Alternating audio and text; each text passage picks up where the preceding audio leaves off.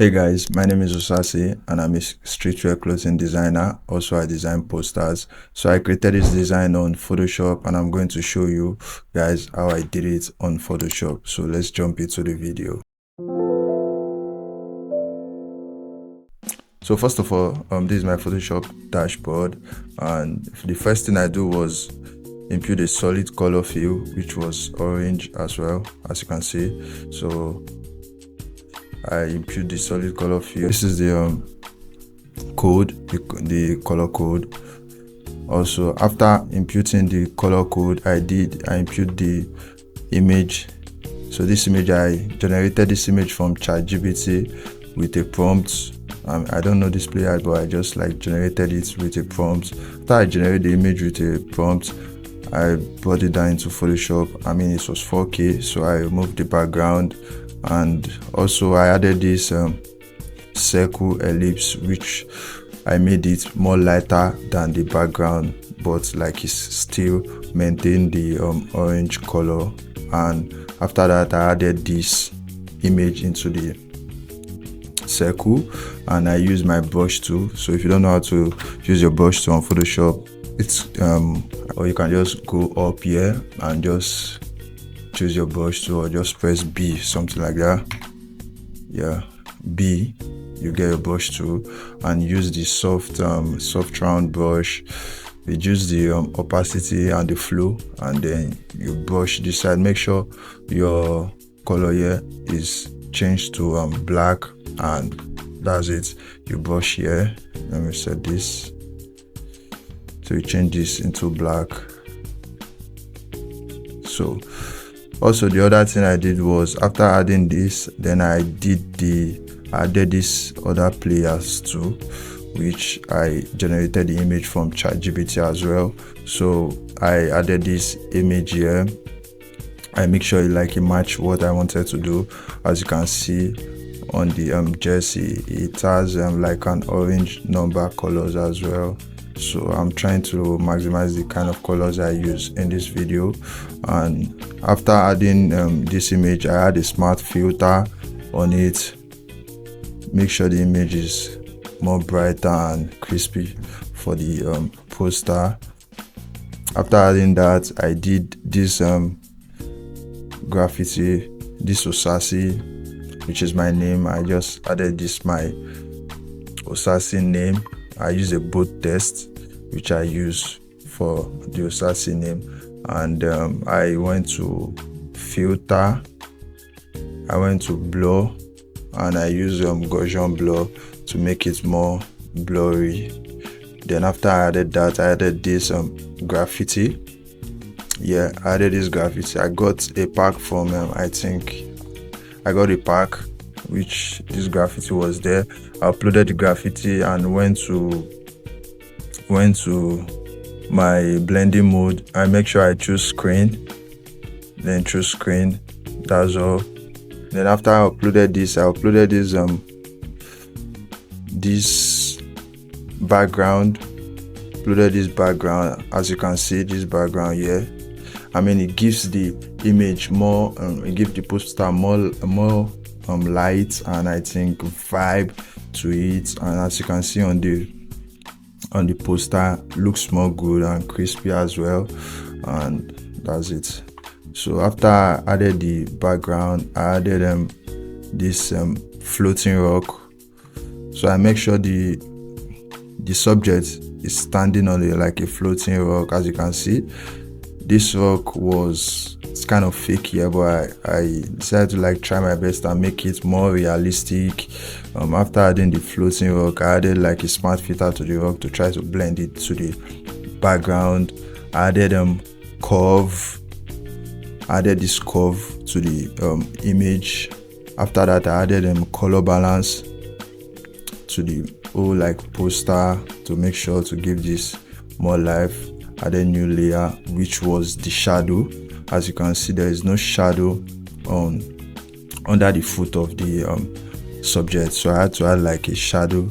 As you can see, I added this shadow under, which I used my brush tool, which you can just press B and choose the soft round brush, reduce the opacity, and go with the flow as well.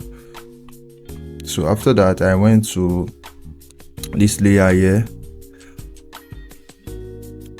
So I went to this layer here, which was, I had to like brush, add some lights on this image, on this subject face, from the face and the hands. So let me activate it. As you can see, I added like orange shadows here from the head down to the neck, down to the sleeves, and I added it here also, which was nice, I think. Then I added color balance to make the poster pop more, and it looks more realistic like this, because now it matches the vibe I really want, which was this face and this hand. I don't want to do too much, just want to keep it simple, and that's it. Then I added this fire, as you can see at the down there. So I import this fire PNG. I went to my blending mode, changed it to screen, and it was like this, and I didn't do much. I reduced the opacity to 75. So you make sure you have to like reduce the opacity and change the blending mode to screen. So I added this shoe shadow again. So if you check the shoe here, I mean there are supposed to be lights coming down. There are supposed to be like some light effect from this fire coming down to this shoe. So I added this light effect here. As you can see, if I activate it, you can see just a little bit from the leg down to the shoe here, to make it more realistic, to know that is standing on something. And also I added this rock shadow. If you zoom into the rock, it looks plain like this. It looks more fake and not real. So I decided to like add a rock shadow to make it look more realistic, like something is standing on top. So that's why I use this rock shadow. I impute the rock shadow there and make it stand on the rock there. So click on the rock shadow. I did this rock shadow also with the brush tool. I reduced the opacity of the brush tool and the flow, and I changed the brush size to some soft round brushes. Also, I made my text here as a group. Let me open it. So I impute my text. I impute this text down here. I just want to keep this simple. I mean, I'm not that good in typography. I'll have to improve on my typography, but I mean, I just needed to like put something here, which is my name here, and the details. After adding it, I add the lines which demarcate each text from each group. So I add this line. You can just use the line tool under this, where you have this circle, rectangle, triangle, and polygon tool. Just have to add it there, which was nice. And also I added these particles. So if I zoom out a little bit, I added this particle. As you can see, this white particle here, added this one, added this particle. All I did was just upload the particle PNG, and I changed the blending mode to screen. That's all. Then I added this crown. So I added this crown here, added this crown down here, which was nice. It's on the pack I bought, so I added the crown here just to give the design more life. After that, I did this grunge texture. As you can see, to make it more realistic, I gave it this grunge texture, sorry, and that's basically it. I didn't do much. I have like the two subjects, big and small, Usasi. I have the grunge effect, I have the particles effect, add more